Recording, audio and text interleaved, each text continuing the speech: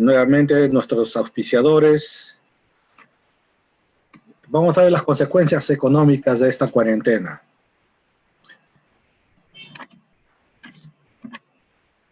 Pandemia, economía, dos palabras que no son muy comunes para los médicos veterinarios. Si bien lo hemos estudiado, esto no es algo con lo que tratamos regularmente. Entonces vamos a hacer una revisión breve de algunos términos para estar más familiarizados con lo que estamos enfrentando en este momento. Macroeconomía. La microeconomía se ocupa de las decisiones que toman los diferentes agentes económicos, una familia, una empresa, un sector. Mientras que la macroeconomía se centra en el comportamiento de la economía en su totalidad, ya sea local, regional, nacional o global. El Producto Bruto Interno. Nuevamente, seguramente han escuchado estos términos, pero este es el valor de la producción total de bienes y servicios de la economía, en este caso el Perú. Se excluyen los consumos intermedios. A esto se refiere los materiales que se utilizan en la creación de otros. Por ejemplo, la madera no se considera como madera, sino como los muebles terminados, por ejemplo, a menos que la madera se venda solo como madera. El Producto Bruto Interno del Perú ha estado creciendo regularmente a través del tiempo. Como lo ven, generalmente está en una curva de ascenso. Pero puse una flecha para que se den cuenta que entre la mitad del año 2008 y el 2009 hubo una caída. Y vamos a ver que esta caída se debe a una crisis económica internacional. Esto comenzó en los Estados Unidos, si recuerdan, y vamos a hablar un poco más de esto. Este es el Producto Bruto Interno de Estados Unidos. Como ven, tiene una curva un poco más empinada, pero igual, en 2008-2009, una caída. El ciclo económico tiene un inicio, hay una expansión, sube el auge al máximo punto, una recesión cuando va cayendo, una depresión cuando está en la parte más baja y luego vuelve a iniciarse. Una recesión económica entonces es el decrecimiento, la caída de la actividad económica durante un periodo de tiempo que generalmente se consideran 2 trimestres consecutivos. Entonces, en este momento estamos en una recesión, pero todavía no lo han nombrado recesión hasta que se cumplan los 2 trimestres. Cumplidos los 2 trimestres van a anunciar oficialmente estamos en una recesión. El mundo entero está en una recesión. ¿Y cuáles son los síntomas? Aumento del desempleo porque no hay nuevos empleos, no hay crecimiento. Y cuando hay crecimiento negativo, mejor dicho, que la recesión es tan intensa, se incrementan los despidos. Hay una disminución del consumo, ya sea por aumento de precios, lo cual no es la situación actual, o por la disminución de capacidad de consumo, menos dinero. Esa es la situación que tenemos ahora. Y luego hay aumento de la cartera vencida de créditos. Mejor dicho, la gente no está pagando sus créditos o sus deudas porque no está ganando dinero. Particularmente en Perú, como vemos que 70% de la población son informales. Y acá vemos la tasa de variación del Producto Bruto Interno. Cuando cae en el segundo trimestre y se mantiene abajo y comienza a salir en el cuarto trimestre. Esta parte es la recesión económica. Ahora, esta recesión puede tener mayor duración. Y cuando es mayor la duración, ya se habla de una depresión económica. No está definido, no hay un consenso sobre cuándo la crisis se pasa de una recesión a una depresión. Pero se comenta que cuando el descenso del PBI es mayor de 10% o una recesión prolongada que dura más de 3 años. Inflación. Similarmente, ustedes lo han escuchado, inflación es el aumento generalizado de precios de bienes y servicios en el país durante un periodo de tiempo, normalmente un año. Y acá tenemos interesante el momento en que el 27 de marzo Este es la DAX, es la Bolsa de Valores de Alemania, y estas son las diferentes compañías que participan ahí. Y este es el valor agregado de todas esas compañías, son miles de millones de euros. Y como ven que a partir de las 9:30 de la mañana más o menos comienza una caída, pero vertiginosa. Eso es lo que pasó en todo el mundo. Y ustedes probablemente habrán escuchado en las noticias que ahora el Banco Central de Reserva ha bajado la tasa de interés de referencia a 0.25, el mínimo histórico ante el debilitamiento de la demanda interna. Es igualmente la tasa más baja que existe en la actualidad entre los mercados emergentes. Esto se hace justamente bajar la tasa de interés para incentivar el gasto, para que la gente pueda sacar préstamos a una tasa de interés baja para cubrir sus gastos. Como ven, en enero, febrero estaba en 2.25, en marzo 20, 1.25 y el 20 de abril lo decidieron a 0.25. Y entonces la tasa de interés de referencia tiene una correlación muy importante con la situación económica del país. Vemos acá que en el año 2001 hay una caída y luego y continúa la caída. Bueno, en este año fue elegido el presidente Toledo. Acá tenemos la siguiente caída que es muy, muy pronunciada en el 2008 y 2009 y sale el 2010, que esto coincide con la recesión global que ocurrió por la explosión de la bolsa, de la burbuja inmobiliaria en los Estados Unidos.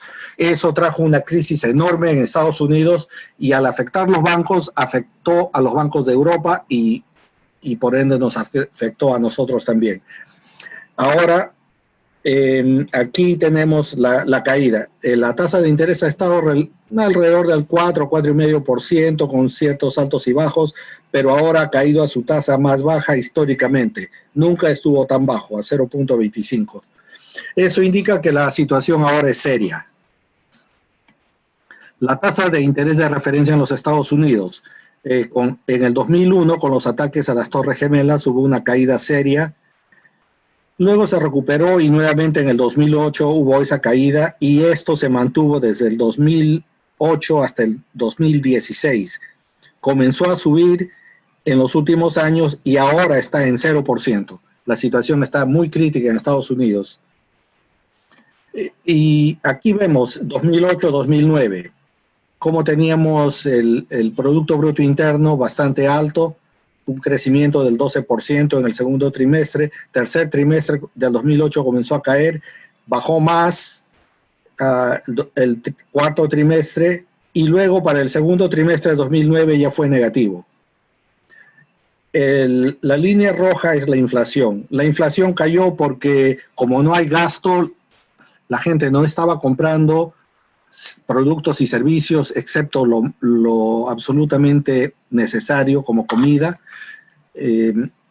los precios no podían subir. Y el desempleo se mantuvo en la misma tasa, como pueden ver aquí arriba. Esta línea es el desempleo. Ahora, el Producto Bruto Interno real tiene que ver con el hecho que se está descontando la inflación, porque sabemos que hay una inflación que ocurre normalmente, que puede estar alrededor del 3, 5% y en casos serios 10, 12%, etcétera. Vemos que en los años 80 pues el crecimiento era negativo, no había crecimiento. Y nuevamente vemos aquí la caída del 2001 y el 2009. Esto va hasta el 2018, así que no podemos ver los cambios últimos. En Estados Unidos, el PBI real de los 90 a los 2019, nuevamente vemos la caída de 2001 y la caída de 2008-9. El Fondo Monetario Internacional en este momento estima que la economía peruana caería un 4,5% en el 2020, pero rebotaría a crecer 5.2% el próximo año. Eso está por verse. Hay muchos factores en juego que influencian esto. El coronavirus ha venido a causar una situación similar a lo que estamos viendo. Ha causado una reacción en cadena, donde una cosa jala otra, y lo que los países están tratando de hacer es mantener la economía funcionando, porque con las cuarentenas, si las compañías no operan, la gente no está ganando dinero, muchas empresas quiebran.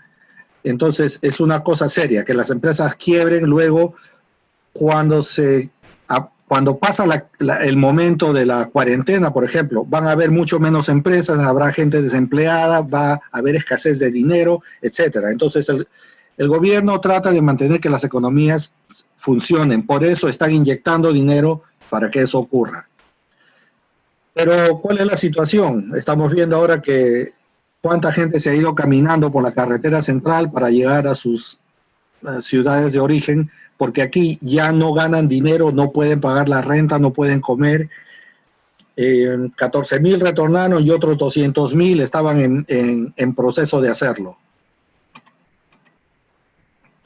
Similarmente, ya habrán escuchado Crisis en los Cielos, Avianca quebró, que es la segunda aerolínea más grande de América y la segunda mundialmente después de KLM. Y LATAM también ha despedido 1,400 trabajadores en medio de esta crisis. Empleos. Más de 200,000 trabajadores en Perú han perdido sus puestos de trabajo en marzo, especialmente en microempresas, lo que representa el grueso del mercado laboral en servicios, comercio y manufactura.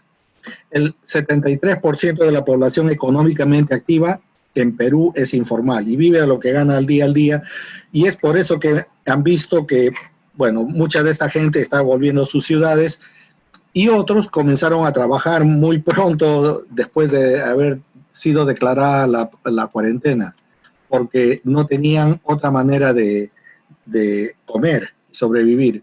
La respuesta del gobierno ha sido, como les mencionaba, afortunadamente habían ahorros fiscales de los últimos 20 años que la economía peruana ha estado creciendo y han sido destinados para inyectar un salvataje al sistema de salud con 2.600 millones de soles. A la par se necesitó asegurar que la población pudiera quedarse en casa sin trabajar por varias semanas y se dio ese paquete de ayuda a las familias más pobres, que bueno, en realidad ayudó a unos cuantos, pero mucha gente ha quedado sin ayuda. El programa de Reactiva Perú son unos 30,000 millones de soles o 8.800 millones de dólares. Está dirigido más que nada a las empresas grandes, quienes no necesitan ayuda estatal porque ellos tienen sus propias garantías. Y en su lugar solamente destinaron 4,000 millones de soles, o lo que es 1.170.000 para las pymes, y eso es muy poco realmente. El final de la cuarentena se estaba considerando ya para esta semana, pero ¿por qué? Porque la economía ya está al borde del colapso, casi 2 meses de cuarentena. Pero el problema es que seguimos con los contagios en ascenso, ya pasamos de 58,000 casos.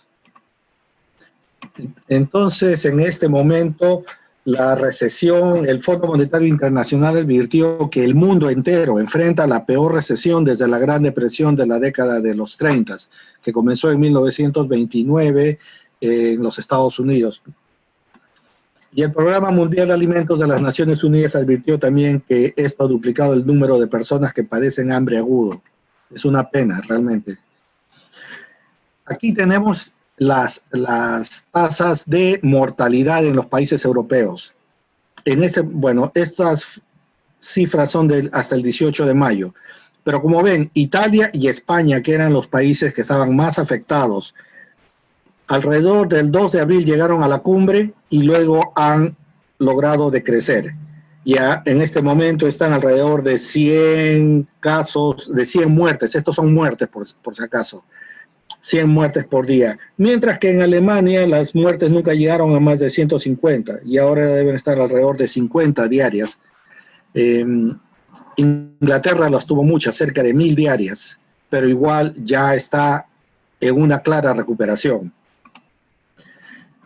Mientras que otros países están en pleno ascenso, como Brasil, que está cerca de 900 muertes diarias, Rusia, que está en 130 muertes diarias, México alrededor de 300, y Perú, que recién esta semana ha tomado la curva ya se aplanó, porque hasta la semana pasada esto estaba en pleno crecimiento, como pueden ver acá, un crecimiento muy acentuado.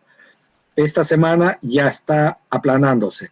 Esperemos que eso continúe y esa es la razón por la que el presidente ha extendido la cuarentena un mes más, esperando que con esto finalmente la tasa de mortalidad comience a bajar. Una de las razones por la que la tasa de mortalidad en Perú sigue subiendo es por esto. Como les mencionaba, la mayoría de la gente que trabaja en Perú es informal y sin tener un sueldo es difícil, tienen que salir a trabajar. Entonces, esto está ocurriendo prácticamente desde la segunda, tercera semana de la cuarentena. Y esa es la razón por la cual los casos no disminuyen, no bajan. En el mercado de AT encontraron que el 40% de los vendedores están infectados, pero no tienen síntomas. En el mercado central de Lima, 30% de los vendedores son portadores asintomáticos. Y este es el mercado que está en mejores condiciones, porque hay otros que hasta el 80% de los vendedores estaban infectados. Ahora, en los Estados Unidos, el presidente Trump decidió no declarar cuarentena mandatoria, justamente por el problema de la economía. La cuarentena hubiera causado una seria caída en la economía. Sin embargo, las muertes ya llevaron a que los gobiernos locales cerraran negocios, restaurantes, cines, etcétera. Entonces, ha habido no una cuarentena como la tenemos aquí, pero eso ha ayudado a que, como vean, hasta el 31 de marzo se disparó estos son los casos y estos son las muertes. Y las muertes llegaban a más de 2.800 diarios en todo el país, en Estados Unidos. En este momento ya está disminuyendo, pero se dan cuenta que la curva de caída no es tan inclinada tampoco. Esto les va a tomar algún tiempo. Y este fin de semana justamente, que es Memorial Day en Estados Unidos, se dan cuenta la cantidad de gente. Todo el mundo está en la calle festejando. Como es feriado, hoy día lunes, desde el viernes están festejando. Entonces, esto probablemente vamos a ver que en un par de semanas va a haber un pico muy grande de casos en Estados Unidos. Es curioso que adicionalmente 100.000 personas en Estados Unidos salieron a marchar para quejarse que la tiranía se está distribuyendo más rápido que el virus de China, porque han cerrado negocios y la gente no puede circular libremente, y ellos consideran que esa es una tiranía y que los deberían dejar circular libremente. El presidente Trump ha hablado, ha hecho todo lo posible, pero pues siguen con problemas. Habrán escuchado de este valor R, que es la tasa de infectividad. Esta curva, este gráfico muestra qué ocurriría si en el día cero tenemos 1.000 infectados.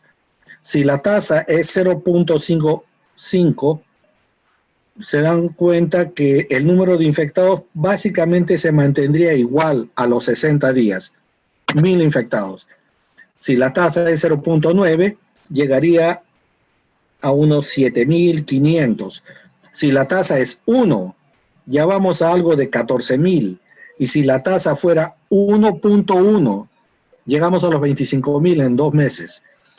Esa es la razón por la cual es crítico y que se mantenga la cuarentena. Miren lo que ocurrió en Gran Bretaña, en Inglaterra. Para el 19 de febrero, 4 de marzo, el nivel R, el nivel de infección, estaba en 4. El 12 de marzo se declaró autoaislamiento para aquellos que tenían síntomas. Como eso no bajó mucho la situación, el 16 de marzo se recomendó, no se obligó, no se hizo mandatorio, se recomendó distanciamiento social. Eso no bajó mucho la curva tampoco, entonces el 20 de marzo se cerraron los colegios. Y el 24 de marzo comienza la cuarentena y miren esa caída. En el lapso de unos días, ese valor R cayó de 4 a menos de 1, 0.8, 0.7, y se ha mantenido. Esa es la razón por la cual Gran Bretaña está saliendo ya del problema. Miren lo que ocurre en Perú. A comienzos de marzo estábamos alrededor de 3. Se declaró el estado de emergencia La curva subió, se mantuvo, la cuarentena se mantuvo un poco, bajó un poco. El 26 de marzo se anunció la ampliación. Volvió a subir porque la gente ya no estaba dispuesta a seguir esperando. Necesitaban trabajar y salieron a trabajar. Nuevamente, a pesar de la cuarentena, la tasa, el nivel R comenzó a crecer a 2,5 más. El 8 de abril se hizo la segunda ampliación. Eso trajo la curva un poco más abajo, a 1,5. Pero ya ven que desde mediados de abril la curva se ha mantenido plana, no ha disminuido más a pesar de la tercera ampliación. Y esa es la razón por la cual ahora se ha dictado la cuarta ampliación. Esto debe bajar de 1, pero no lo está haciendo porque toda la gente está en la calle trabajando normalmente. Los taxistas, todos los informales están afuera trabajando. Entonces esto no va a caer.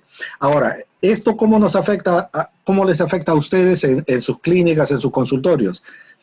Pues se van a tener que tomar medidas para evitar que este nivel de infección vuelva a incrementarse. Esa es la importancia de saber todos estos datos. La crisis en Estados Unidos, bueno, acá han habido paquetes económicos, bueno, en Estados Unidos también.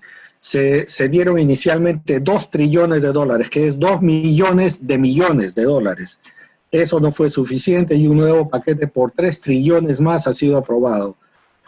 Hay un récord de desempleados, 3.3 millones de personas en esta semana y 26 millones de desempleados en lo que va del año, algo que no se había visto desde la Gran Depresión. El desempleo en 2019 fue 3.6%. Y los economistas se preguntaban por qué era tan bajo, porque realmente 3.6% de desempleados es muy bajo. Que por qué era bajo, y bueno, hay muchas razones por las cuales estaba tan bajo. Por muchos años ha estado a este nivel bajo. Pero en abril de este año ahora está en 22%. Así que eso ha cambiado significativamente. Ahora los Estados Unidos tienen la mayor cantidad de casos confirmados de COVID-19 y casi 1/3 de las muertes, con 100,000. Las muertes a nivel global son 330,000, los Estados Unidos tienen 100,000, porque no tomaron medidas hasta muy tarde. Dejaron que el número de casos se incrementara significativamente y ahora les está costando trabajo traerla hacia abajo. Esa es la razón por la cual el presidente Vizcarra tomó esas medidas con anticipación y ha evitado que tuviéramos una crisis mayor de la que tenemos. Las aerolíneas en Estados Unidos también necesitaron ayuda, 25 billones de dólares para continuar operando. Y esto es ya inaudito. El 20 de abril el precio del petróleo se volvió negativo. Los productores tuvieron que pagar $40 por barril para que se los lleven, porque no tienen dónde ponerlo. Normalmente el precio del barril está a $60, si yo lo quiero comprar, $60. Pero esta vez, si yo quiero comprarlo, me pagaban $40 por barril para que me lo lleve. Esa es la situación. Como los autos no están circulando, no hay consumo de gasolina, no hay dónde poner el petróleo y el petróleo refinado. Entonces, por eso las predicciones de que esta economía está enfrentando una recesión económica peor que la Gran Depresión de 1930. Y esto podría seguir por otra recesión mucho peor, según el Economist, que es un grupo de economistas en Gran Bretaña. Esperemos que no sea así. Y los gobiernos, como les mencionaba, los gobiernos mundiales están dando billones de dólares en paquetes de estímulo para ayudar a que las economías sobrevivan. El Fondo Monetario Internacional dijo que la economía mundial se reduciría a su ritmo más rápido en décadas, lo que aumenta el temor de que sea la peor recesión desde la Gran Depresión, desde los años 30. La forma de recuperación, y esto es interesante para que sepan qué es lo que va a ocurrir acá, una de estas formas se presentará y es difícil predecir cuál se va a presentar. Este es el Producto Bruto Interno. En este momento está cayendo y continuará cayendo. Como les mencionaba, recesión se considera cuando la caída, el crecimiento negativo dura 2 trimestres.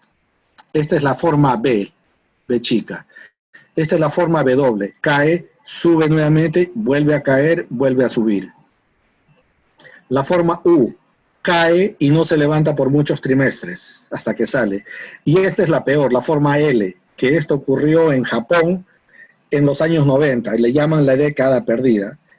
El Producto Bruto Interno cayó en el 92 y por 10 años no salió. Le llaman la década perdida en Japón. Entonces, esperemos que nuestra recuperación sea rápida, que no permanezcamos en la parte negativa mucho tiempo. Pero eso depende también del nuevo número de casos que tengamos en el futuro. ¿Cómo nos va a afectar entonces toda esta situación? Bueno, ya han visto en las noticias probablemente que los restaurantes tienen que poner divisiones para cada mesa, más aún, divisiones en una misma mesa, para que los comensales no estén frente a frente. Se ponen láminas de plexiglas y otras para separar con las mesas del costado. En las clínicas veterinarias, muchas están aquí en Lima, están aceptando las mascotas en la puerta. Los dueños de las mascotas no entran a la clínica, solamente el personal de la clínica los recibe y los trae afuera y le avisan a los dueños cuando la mascota está lista. En las que se está recibiendo clientes en la sala de espera, bueno, en la recepción debe mantenerse el distanciamiento social recomendado. Las entregas a domicilio han crecido muchísimo y probablemente esto va a continuar y eso es algo bueno. Las clínicas veterinarias que ofrezcan este servicio van a tener mucho más crecimiento. Más aún los que recogen y entregan mascotas sea para exámenes médicos o para baños o vacunaciones. Si los pueden recoger y traerlos de vuelta va a ser mucho mejor, más conveniente para los dueños. Y una cosa que se ha mencionado antes y que se ha visto mucho en otros países, en Estados Unidos, por ejemplo, y en Europa ha crecido muchísimo, en Brasil también, la telemedicina, donde se está viendo mascotas pues por videoconferencia. Ahora, la telemedicina no implica tener un sistema muy sofisticado para ver mascotas.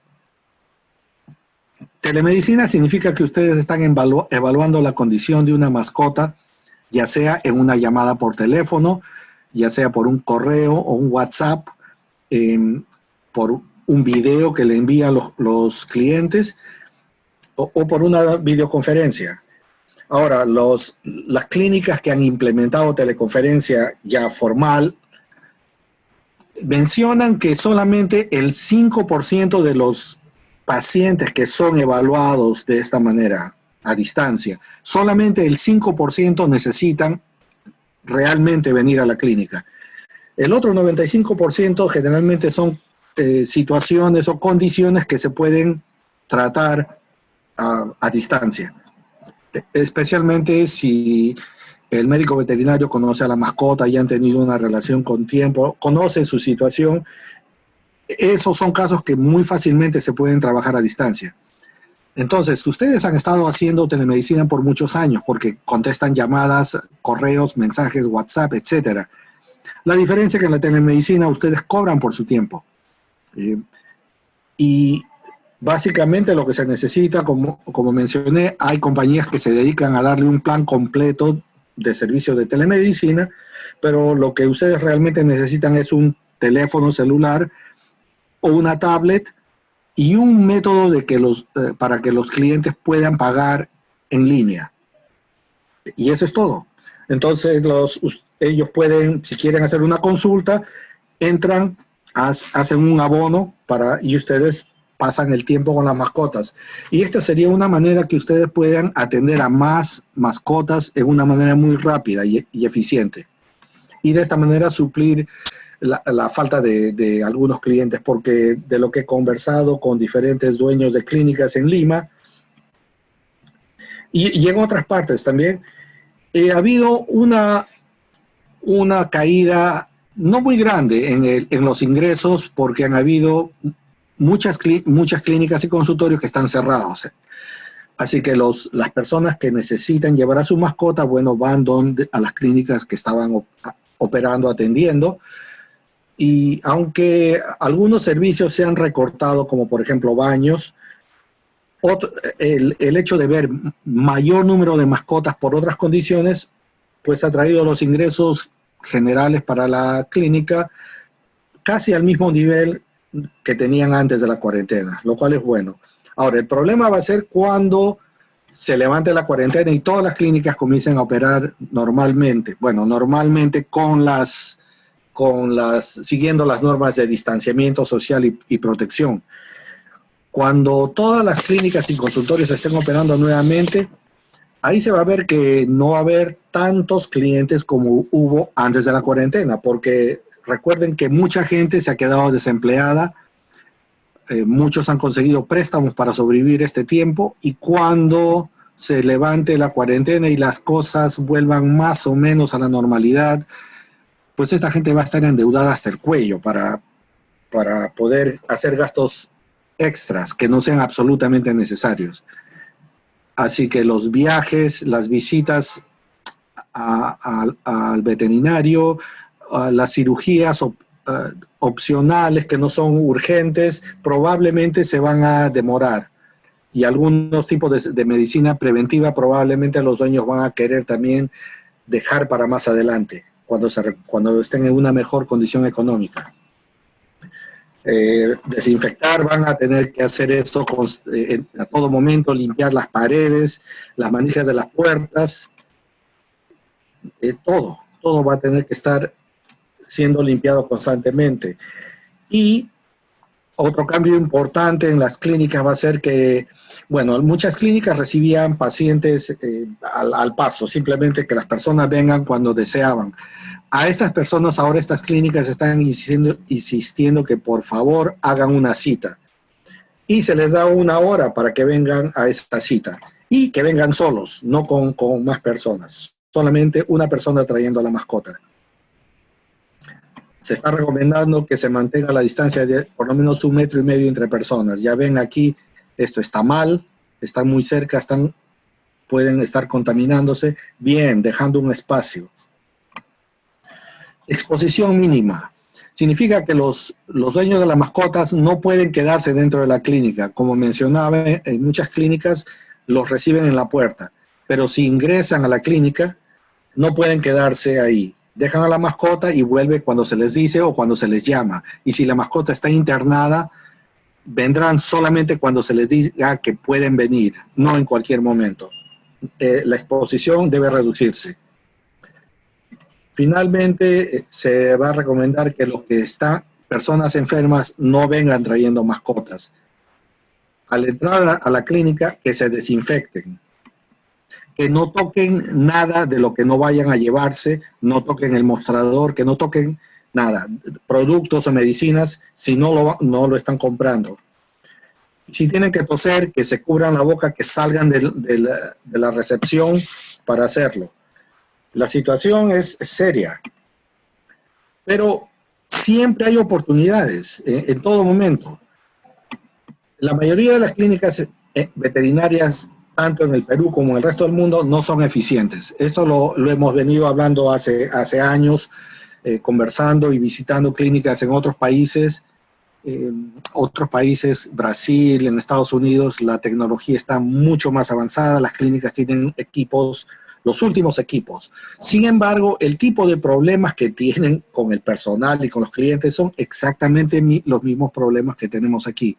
Entonces, y eso es porque las clínicas no son eficientes, y eso lo vamos a ver en la siguiente charla. Entonces, esto es una oportunidad para los que decidan aplicar nuevas formas de operar más eficientemente para poder tener más ventajas. Porque un negocio eficiente puede crecer en una recesión, y eso lo vamos a mostrar nuevamente más adelante. El cambio es inevitable, pero el progreso es una decisión. Esto es algo que depende de ustedes. El mundo va a seguir cambiando y depende de nosotros adaptarnos y continuar bien, o no adaptarnos y pasarla mal.